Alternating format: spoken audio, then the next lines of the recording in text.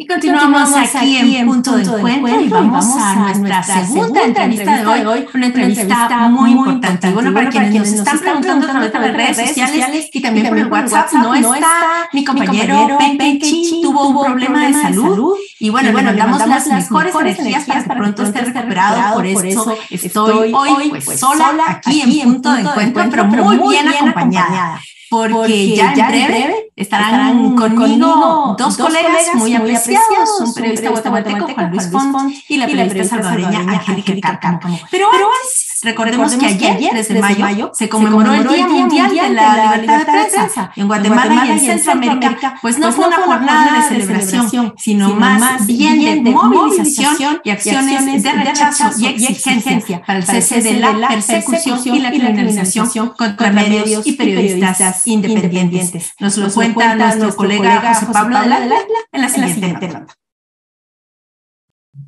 Cada 3 de mayo se celebran los principios fundamentales de la libertad de prensa en el mundo. Sin embargo, en Guatemala, una ola de investigaciones penales en contra de periodistas y columnistas de opinión impiden que las y los periodistas tengan motivos para celebrar.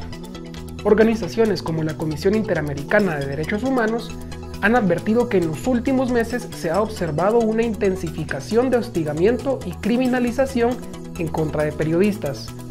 Según consignó en su informe anual la Organización de los Estados Americanos, esto se debe a una aparente falta de independencia del Ministerio Público. Prueba de lo anterior es el juicio que arrancó esta semana en contra del periodista y presidente del periódico José Rubén Zamora, quien fue apresado en julio de 2022 tras una serie de publicaciones que evidenciaron actos de corrupción en altas esferas gubernamentales.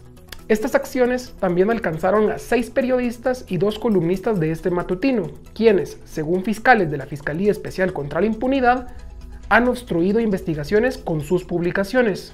Evelyn Boche, periodista del colectivo No Nos Callarán, explica que el trabajo de las y los periodistas ha sido obstaculizado de distintas formas, que van desde limitar el acceso a la información a criminalizar a periodistas. La situación de la libertad de prensa en Guatemala creo que podemos analizarla desde 3 puntos, ¿no? El primero es en cuanto al acceso a la información y a la libertad para reportar que permiten o que facilitan los gobiernos y toda la administración pública. Por ejemplo, el acceso a la información. El otro es el cómo también se ha visto limitado el acceso a fuentes, a personas, analistas, a organizaciones, incluso ciudadanos que ahora no están tan disponibles a expresarse, a dar su opinión sobre un tema porque sienten miedo de que los vayan a criminalizar o de cómo en un grupo se los margine o se los cuestione.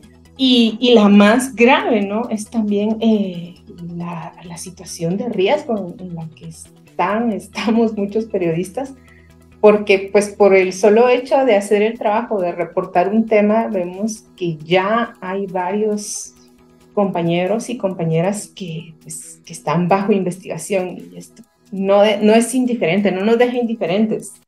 Yo creo que todos cada día que hacemos, que continuamos haciendo este trabajo, lo hacemos pues, con mucha responsabilidad y con un gran esfuerzo, y no podemos dejar de pensar y de preocuparnos sobre la situación de estos compañeros y de cómo esto también a nosotros nos deja en cierto estado de indefensión. Por su parte, Byron Barrera, presidente de la Asociación de Periodistas de Guatemala, considera que sin libertad de expresión no hay democracia y es responsabilidad de la sociedad defenderla. Yo creo que la sociedad, los partidos políticos, las iglesias, los sindicatos, los sectores académicos, los intelectuales deben pronunciarse y actuar en defensa de la libertad de expresión, porque sin libertad de expresión no existe la democracia. Yo creo que en esto tenemos que ser muy claros. Si no hay libertad de expresión, no hay democracia. Y la sociedad tiene que entender esto. O queremos vivir en democracia o queremos vivir bajo una dictadura. Creo que eso es Esa es la encrucijada en que se encuentra el país. Esa es la encrucijada en que se encuentra la sociedad guatemalteca. Si acepta pacientemente, indiferentemente, que se vulnere la libertad de expresión, pues entonces aceptemos que la sociedad quiere vivir bajo una dictadura, bajo una bota que aplaste otras libertades. Los riesgos de ser apresados han obligado a decenas de periodistas y operadores de justicia a salir al exilio. Mientras tanto, quienes aún siguen en el país ejercen su labor en medio de obstáculos que a diario son denunciados por organismos nacionales e internacionales. Soy José Pablo del Águila y esto es Punto de Encuentro.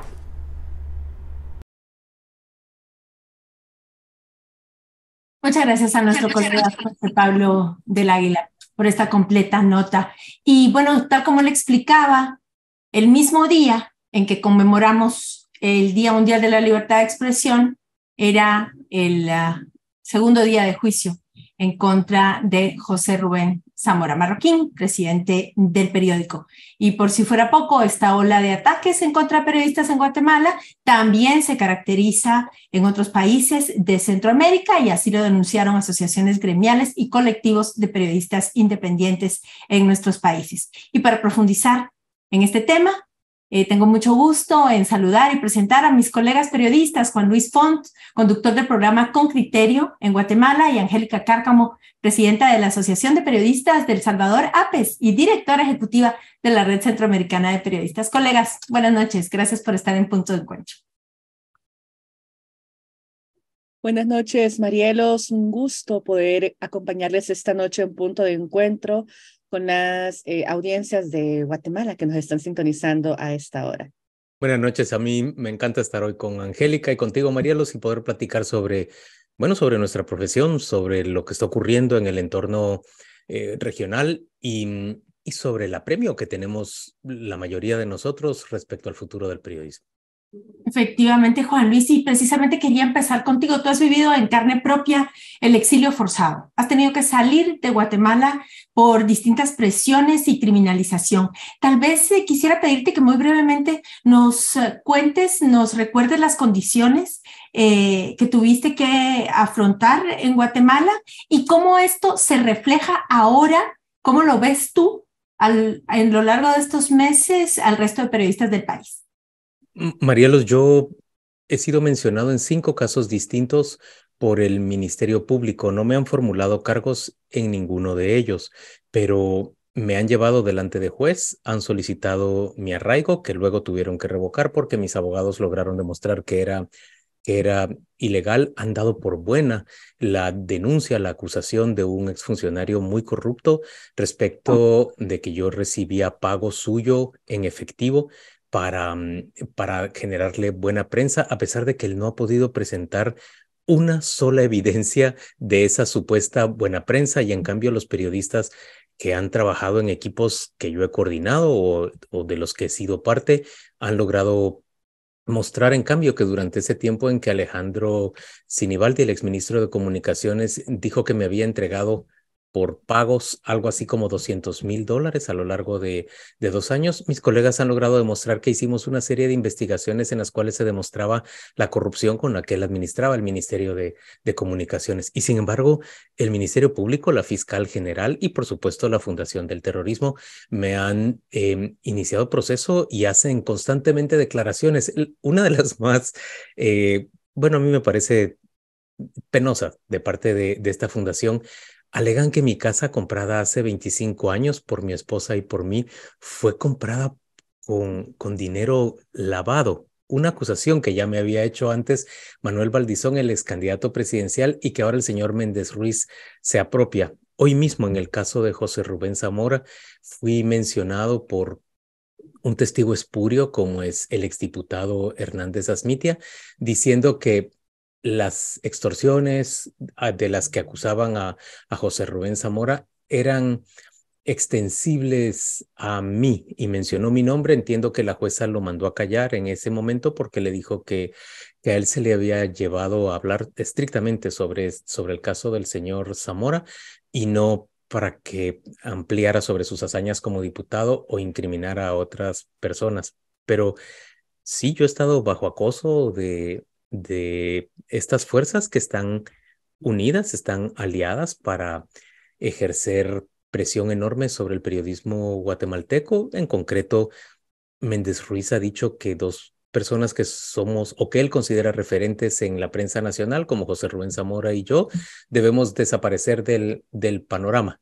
Yo he salido al exilio desde hace un año. A partir del 1 de abril empecé a salir intermitentemente de Guatemala y creo que hice lo correcto, aunque bueno, reniego cada día. Sí, es difícil poder afrontar una situación de esas, Juan Luis. Y Angélica, no es una situación exclusiva de Guatemala. Lamentablemente vemos que es un patrón recurrente el de los gobiernos y el de los grupos de poder económico, militar, ilícito en nuestros países. Tú has llevado adelante sobre todo recuentos, has acompañado a periodistas que han tenido que salir. ¿Cuáles dirías tú que son los patrones recurrentes en contra de la prensa en Centroamérica?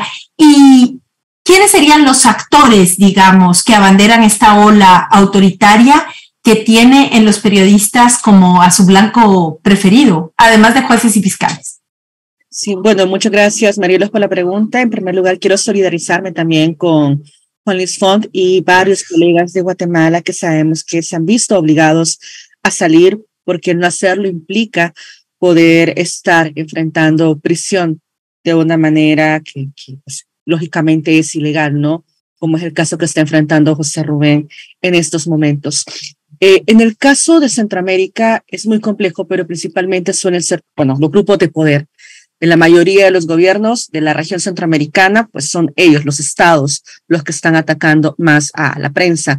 Vamos a empezar por el caso de Guatemala, que es un poco más complejo, porque acá hablamos de varias estructuras de poder. De hecho, hay una frase que tienen acuñada y es el famoso pacto de corruptos, en donde prácticamente esas estructuras procuran pues mantener ese orden para seguir manteniendo la corrupción.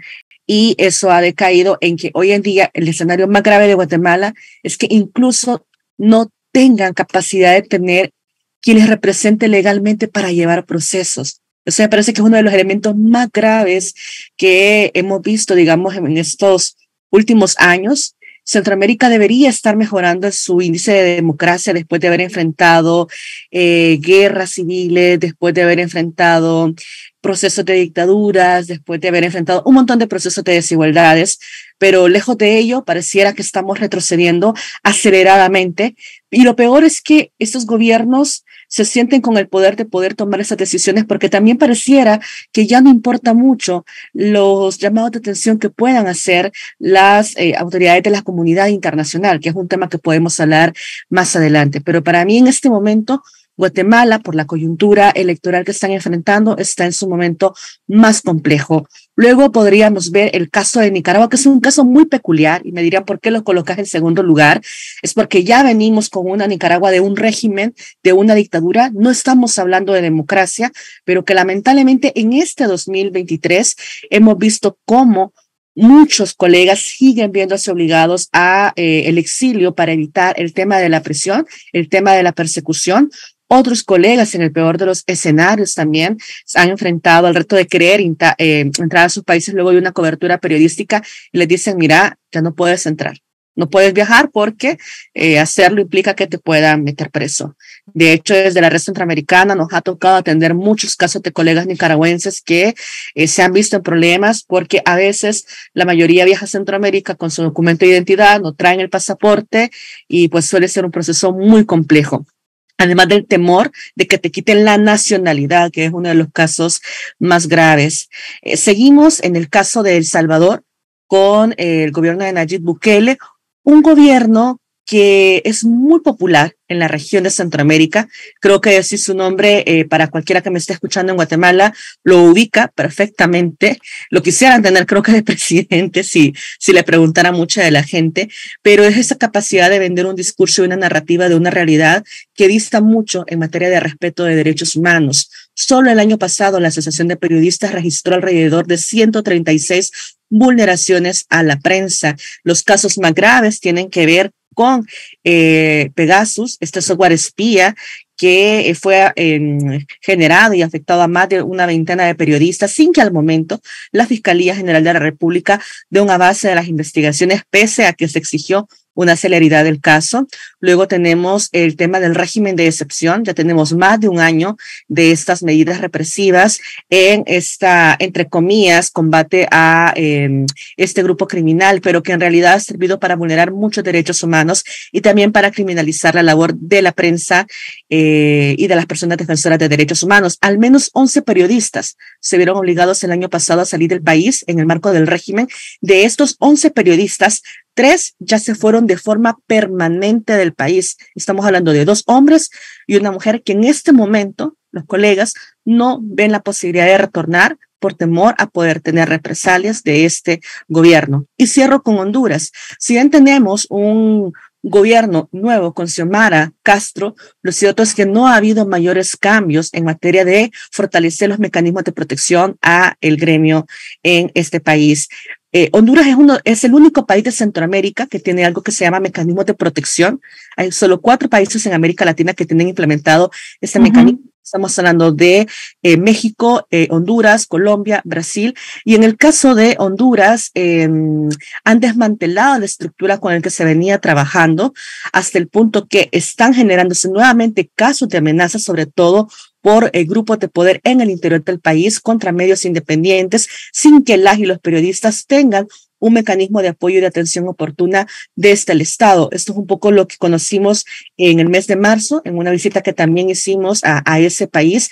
Así que es un escenario no muy favorecedor para la región centroamericana y todo pinta a que se va a agravar en los próximos años.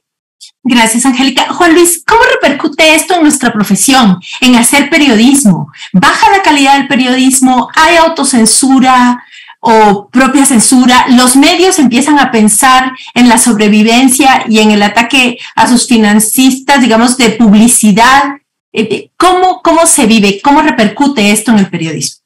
Marielos, es que al mismo tiempo que vivimos esta realidad de la que nos explica ampliamente Angélica, y en la que yo incluiría también a Costa Rica, porque veo, por ejemplo, al presidente Chávez haciendo gestiones o haciendo expresiones e incluso medidas legales, como esa actuación en contra del Centro de Convenciones de la Nación, que es una de las principales fuentes de ingreso de ese grupo que edita el diario La Nación. Pues a mí me parece que es toda Centroamérica y en términos generales es un globo completo el que se encuentra en una situación de acoso, de rechazo y de indiferencia también hacia la prensa. Si por un lado vemos ese plano, por el otro vemos también que estamos en un momento en el que en realidad nuestra industria ha visto reducidas sus fuentes de ingreso por razones de desarrollo tecnológico, por competencia que a mí me parece muy desleal e injusta con las grandes plataformas como Google o como Facebook. Sí estamos viendo que hay una migración de buena parte de la pauta publicitaria hacia esas redes sociales. Sí, por el otro lado, vemos también que los gobiernos cada vez se sienten más firmes y seguros y ajenos, indiferentes ante la crítica por el hecho de que siguen manejando la pauta publicitaria o más bien han agudizado el uso de la pauta publicitaria oficial para aquellos que son complacientes con ellos y la cierran por completo para aquellos que ejercen periodismo independiente. Tú estás viendo que el panorama es mucho más complejo. Además, pues las fuentes de financiamiento de cooperación internacional, ellas mismas bajo acoso también a nivel global, han ido reduciéndose o reconduciéndose y somos muchísimos periodistas los que aspiraríamos a obtener esa parte de ese apoyo internacional. De manera que estamos en una crisis que es bastante más amplia y que sin embargo está siendo respondida por los periodistas, lo veo en la región, con una fuerza, con una vocación y con unas ganas de seguir haciendo periodismo profesional y sólido como el que veo en El Salvador, como lo que veo a mis colegas nicaragüenses que se encuentran en el exilio o incluso reporteando desde adentro y no ofreciendo sus nombres y siendo muy discretos para poder manejar la información, o mis colegas guatemaltecos o en Honduras, que están todos trabajando en algunos casos con la mitad de la paga, en algunos casos con menos de la mitad de la paga, pero produciendo periodismo que nos nutre a todos los miembros de la sociedad.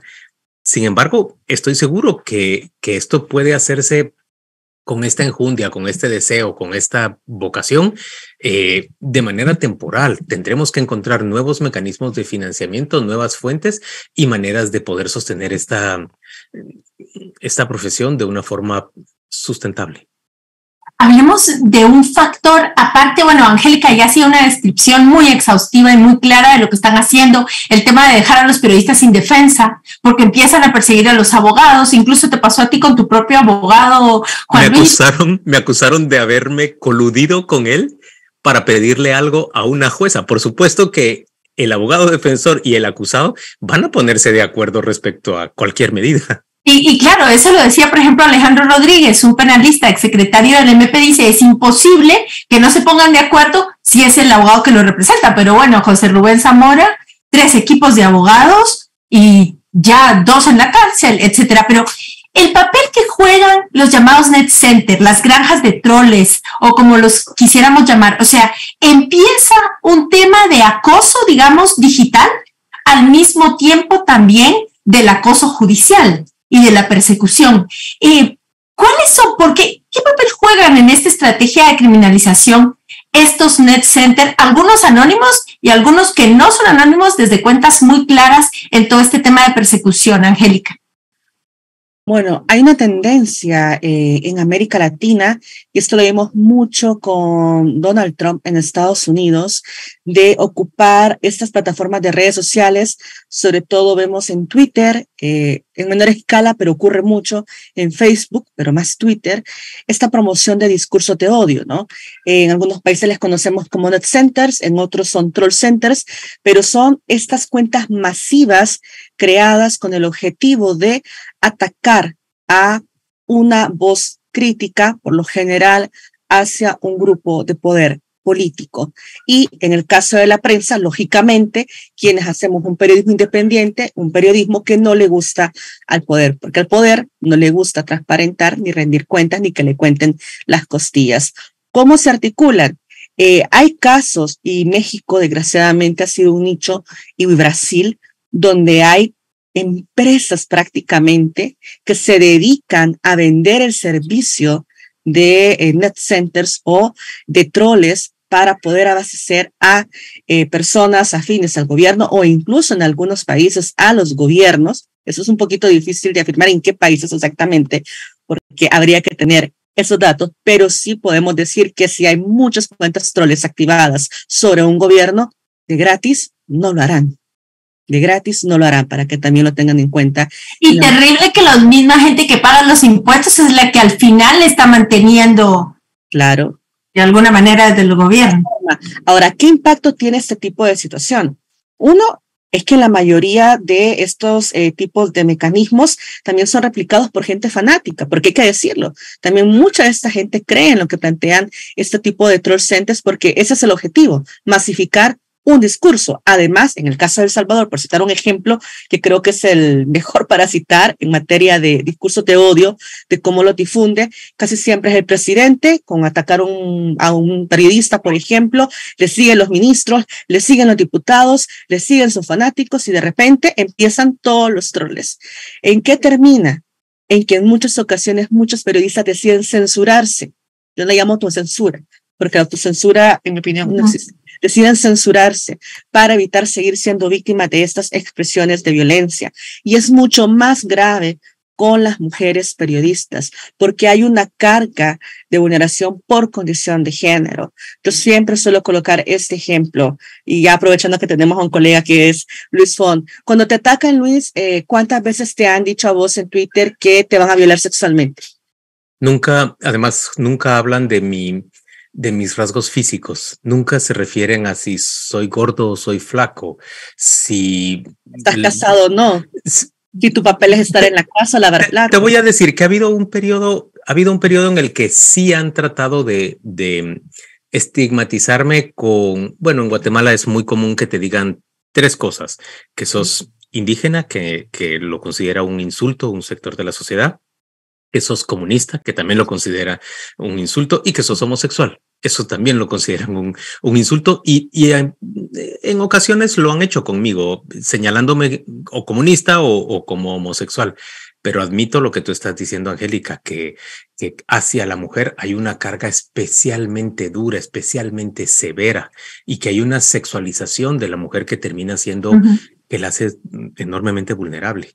Miren, pero ahora que estamos en esta discusión abierta, a mí también me gustaría escuchar a Marielos. Es que creo que hay otra parte de la que poco hablamos, y es la indiferencia con que la mayoría de la sociedad está recibiendo este acoso que vivimos los periodistas. Yo voy a decir... Esa era mi última pregunta. Es que es notorio.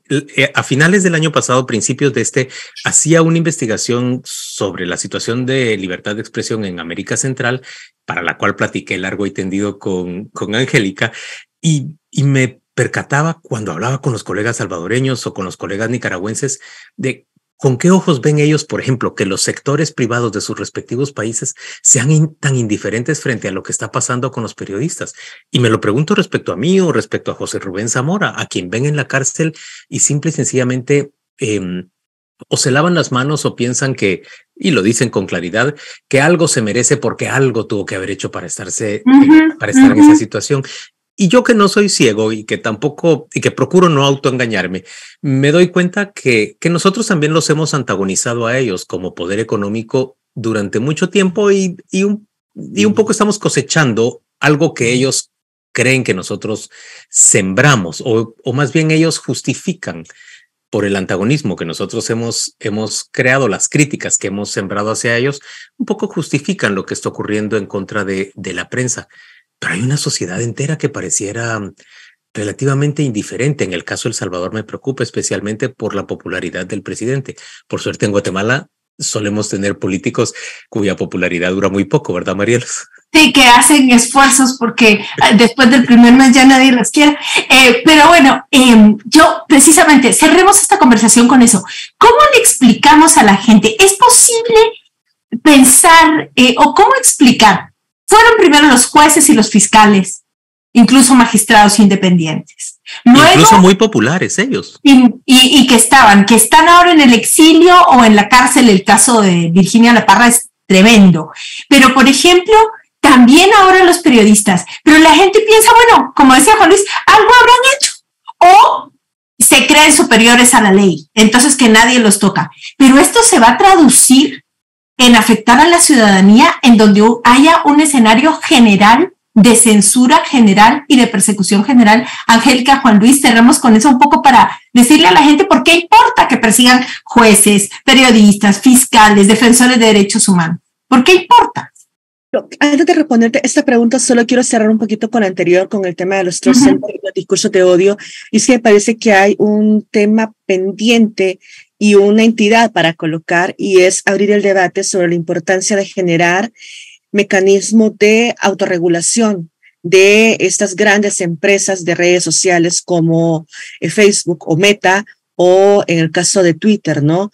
Porque ellos tienen políticas también para evitar los discursos de odio, pero no los están cumpliendo, al menos no en Centroamérica.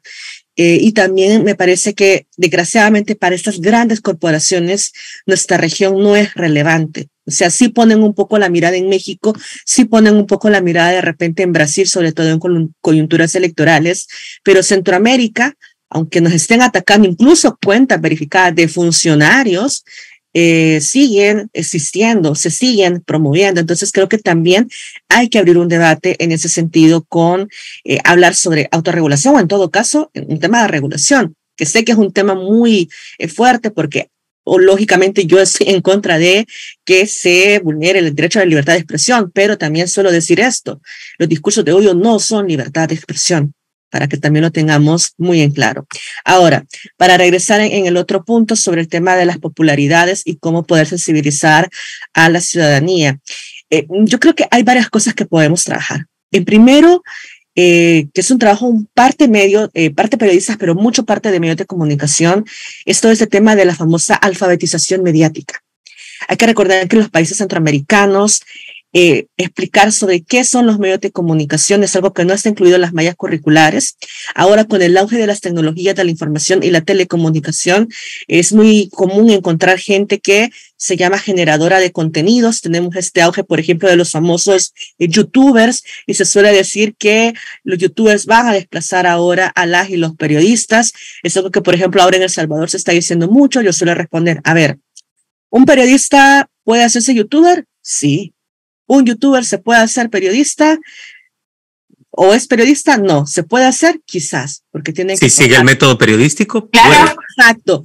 Ese es el punto, porque eso es lo que nos diferencia de ese tipo de personas. Y si le preguntas a la gente todavía si creen noticieros o si creen los youtubers, al menos en El Salvador ha sido interesante que en algunas plataformas como YouTube, canales que son a veces pro-oficialistas, han hecho sondeos en vivo y la gente les ha respondido que sigue creyendo en los noticieros. Y les dicen, es que los youtubers o dicen las cosas muy en poquito y no se les entiende, o dicen contenido falso, porque a veces me han mentido y te va a parecer chistoso con cosas como que un cantante se murió y no era cierto, ¿ya? Entonces, pero cosas que le importan a la gente, bueno, eso es lo que... Pero creen en los noticieros. O sea, lo que quiero decir es que sigue habiendo una riqueza y un valor de la credibilidad, que no es del todo cierto, porque a veces estos famosos troll center quieren masificar ese discurso en estas plataformas, pero a veces quizás no están así. Eso es una cuestión que quiero destacar. Dos, sí me parece que hay que hacer una sensibilización de explicar a la ciudadanía qué es una noticia, qué es propaganda, qué es contenido de desinformación. Creo que hay que dinamizar más los espacios también de muchos medios que ahora están apostando al fact-checking, que es el contenido de verificación, que también es necesario en estos contextos. Y también yo hablaría de retomar los procesos dialógicos con la ciudadanía.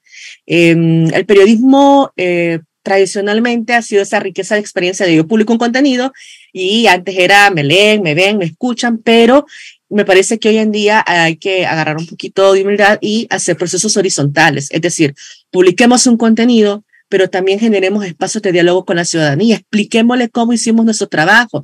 ¿Tienen dudas? Expliquémoselo. Me parece que ahí, de alguna forma, los medios comunitarios ya tienen un camino recorrido que se puede sumar de la riqueza del trabajo del periodismo investigativo a profundidad, que está muy bien desarrollado en quienes lo trabajamos desde las plataformas digitales. Gracias, Angélica. Nos tenemos que ir, no van a creer, pero desde la casa del productor que está sacando esto se fue la luz y no tiene batería, así que Juan Luis, 30 segundos para cerrar y nos despedimos de esta charla con la promesa que vamos a seguir haciendo esta tertulia centroamericana porque es muy interesante. Me parece que Angélica da en el punto cuando dice que necesitamos evangelizar respecto a en qué consiste nuestro método, que es muy sencillo. Nosotros reunimos información, verificamos información, contrastamos información. Si le podemos explicar eso a las personas de una manera sencilla y podemos amplificar esta explicación, quizá logremos persuadir a más gente de la necesidad de que esto sea valorado como método, como procedimiento para conseguir información útil para todos. Marielos, tú tienes una gran capacidad de hacer algo como esto. Los ciclos CAP que conducís para formar a periodistas también deberían replicarse para formar ciudadanía sobre este método. Y bueno, nos toca ser humildes y trabajar mejor, ser más profesionales, antagonizar menos por placer y en cambio obtener más información que sea ilustrativa para todos y que incluso ponga a aquellos a quienes nos gusta tanto señalarles sus defectos delante de una información en la que puedan verse reflejado, ojalá sin sentirse saheridos. Y ahí me quedo. Muy bien, muchas gracias. Más y mejor periodismo con método periodístico. Muchas gracias a mi colega Juan Luis Fonta, a mi colega Angélica Cárcamo por esta interesantísima charla y también muchas gracias a los candidatos a diputados Jonathan Mencos del Movimiento Semilla y Carlos Besares del Partido Voz que estuvieron antes con nosotros y gracias al equipo que hizo posible Punto de Encuentro. Fue un placer compartir con ustedes una noche más. Las buenas vibras para mi colega Ben Keichin para que el próximo jueves esté ya con nosotros. Que tengan ustedes muy feliz noche y hasta otro Punto de Encuentro. Muchas gracias. Feliz noche.